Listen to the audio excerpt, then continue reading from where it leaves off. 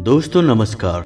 कुंभ राशि वाले मेरे मित्रों, सावन के इस पवित्र महीने में भूल कर भी ना करें ये एक गलती, वरना भोलेनाथ होते हैं भयंकर, क्रोधित और घर में होती है अकाल मृत्यु।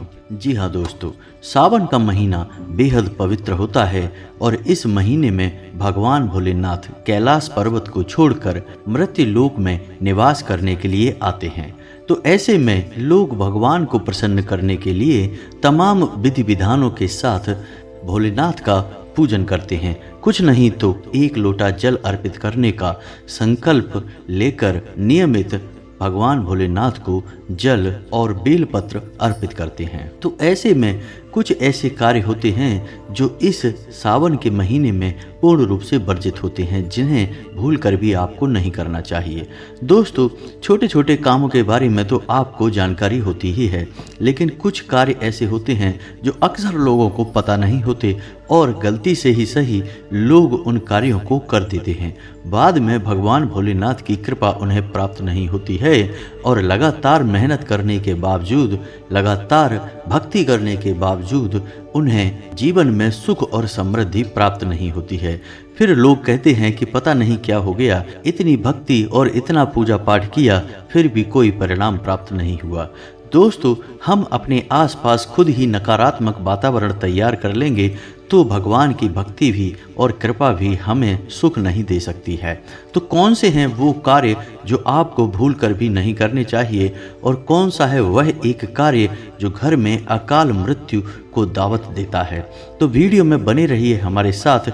वीडियो बेहद खास है और आपके ज्ञान को बढ़ाने वाला है और आपके जीवन के लिए बेहद उपयोगी है। साथ ही साथ हम ग्रह गोचर के आधार पर कौन से ऐसे कार्य हैं जो आपको नहीं करने चाहिए, कौन से कार्य हैं जो आपको अवश्य करने चाहिए, जिससे होगा आपको धन लाभ, साथ ही आपके जीवन में उन्नति और तरक्की भी आएगी। तो चलिए दोस्तों, वीडियो की शुरुआत करते हैं, लेकिन इससे पहले आपसे एक निवेदन है कि कमेंट में पूरे भक्तिभाव के साथ जय मां भद्रकाली अवश्य लिखें। माता आपका उद्धार करेंगे। और यदि चैनल पर पहली बार आए हैं तो सब्सक्राइब करना ना भूलें। हम आपके लिए ऐसे ही ज्ञानवर्धक वीडियो रोज लाते रहते हैं। दोस्तों, वैसे तो भगवान भोलेनाथ को प्रसन्न करना बहुत ही आसान है।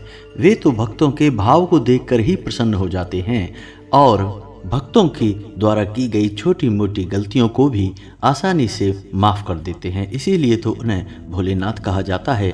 लेकिन कुछ ऐसे कार्य होते हैं जिनसे भोलेनाथ अत्यंत क्रोधित होते हैं, इसलिए इस तरह की गलतियों को करने से आपको अवश्य बचना चाहिए। तभी आपकी पूजा पाठ का आपको फल प्राप्त होगा और आपका जीवन भी सफल होगा।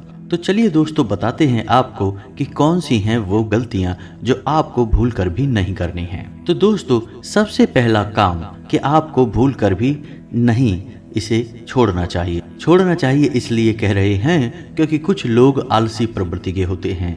तो सावन के महीने में बिना नहाए आपको एक भी दिन नहीं रहना है। जी हाँ दोस्तों, यदि आप सावन के महीने में एक भी दिन बिना नहाए रहते हैं तो दरिद्रता आपके घर में प्रवेश कर जाती है। जी हाँ दोस्तों, आपको गरीबी का श्राप लगता है।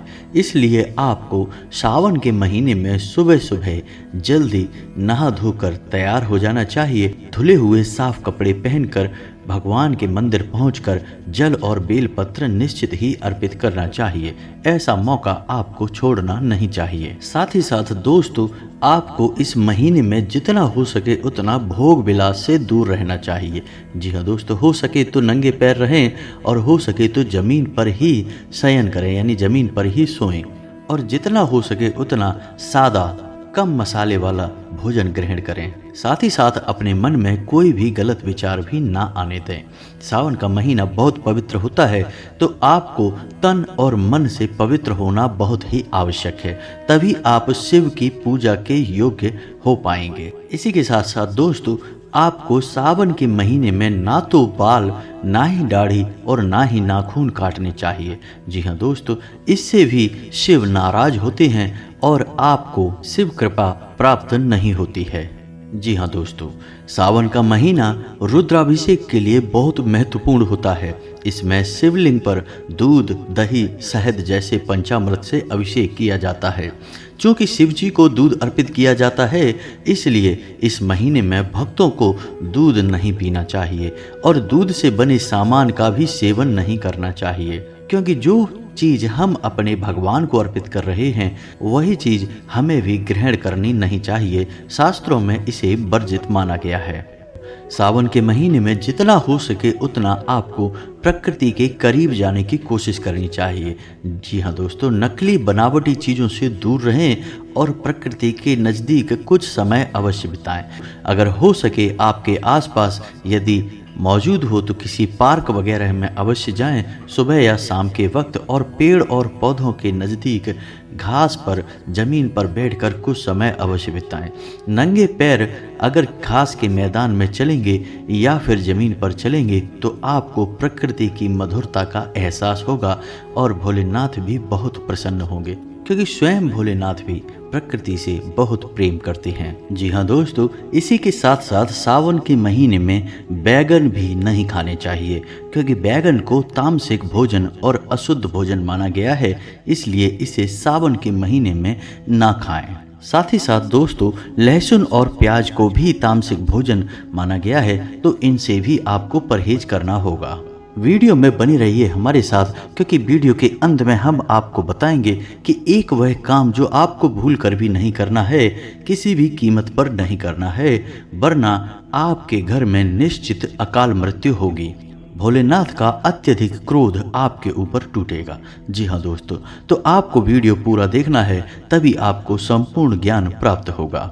अब कभी कभार ऐसा हो सकता है दोस्तों कि आपके दरवाजे पर कोई गाय या फिर कोई बैल आ सकता है। जी हाँ दोस्तों, ऐसा कभी कभार हो सकता है, तो आपको भूल से भी उसे खाली हाथ अपने दरवाजे से नहीं लौटाना है। जी हाँ दोस्तों, यह आपकी एक परीक्षा हो सकती है जो भगवान भोलेनाथ आपको आजमाना चाहते हैं। तो आपको जब भी आपके दरवाजे पर कोई गाय या बैल आए तो आप उसे कुछ न कुछ खाने के लिए अवश्य दें और पूरे सम्मान के साथ उसे विदा करें।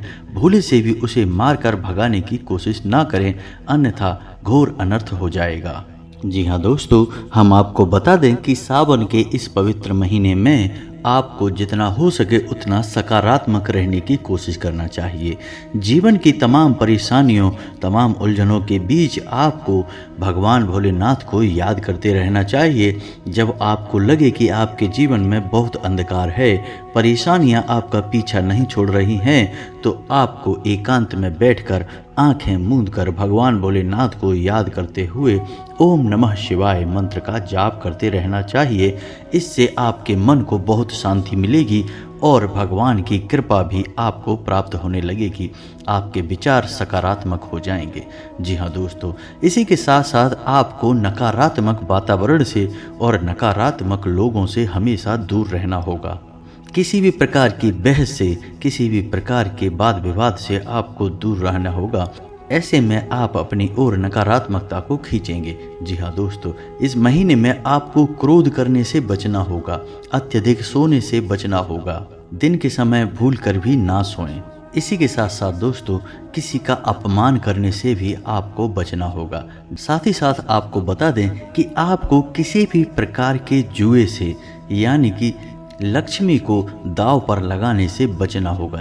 सावन के इस पवित्र महीने में लक्ष्मी आपके घर आना चाहती हैं, आपके मानसिकता और आपके घर के वातावरण को देखना चाहती हैं। लेकिन यदि आप लक्ष्मी का अपमान करते हैं, अपने घर के वातावरण को साफ सुथरा नहीं रखते हैं, खास तौर से शाम के समय अपने घर के बाहर दरवाजे पर दीपक नहीं जलाते हैं, जल का सिंचन नहीं करते हैं, तो माता लक्ष्मी आपके घर कभी नहीं आएंगी और आपका जीवन कभी नहीं बदलेगा। तो आपको जुए से हर हालत में दूर रहना है, चाहे वह जुआ किसी भी प्रकार का क्यों ना हो।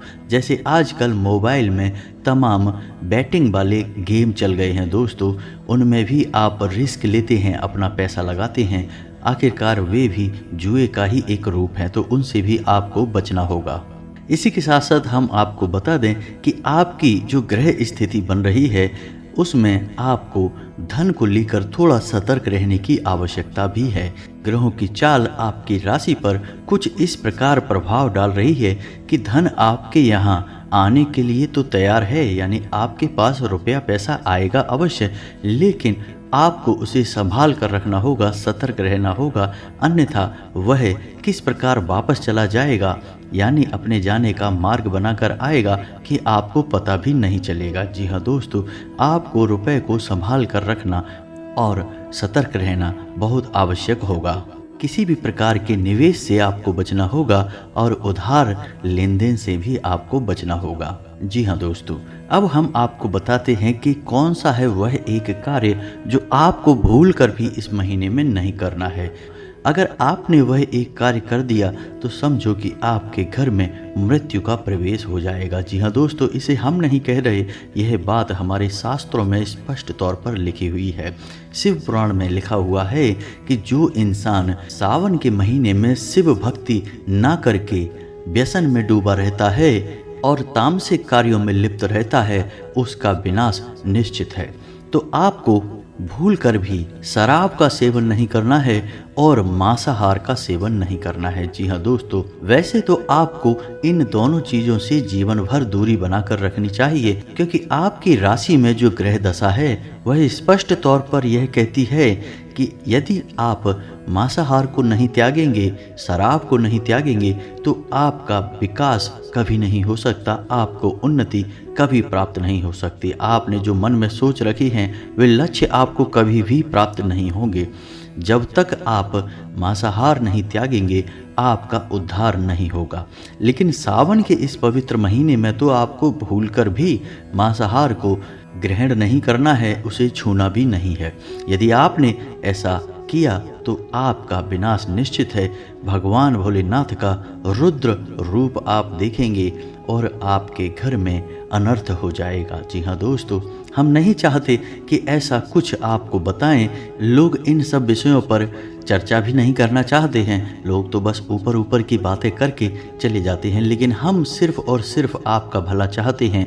हम चाहते हैं कि आपके जीवन में किसी भी प्रकार से कोई कष्ट ना आए, आपका जीवन सुंदर और सरल होता जाए।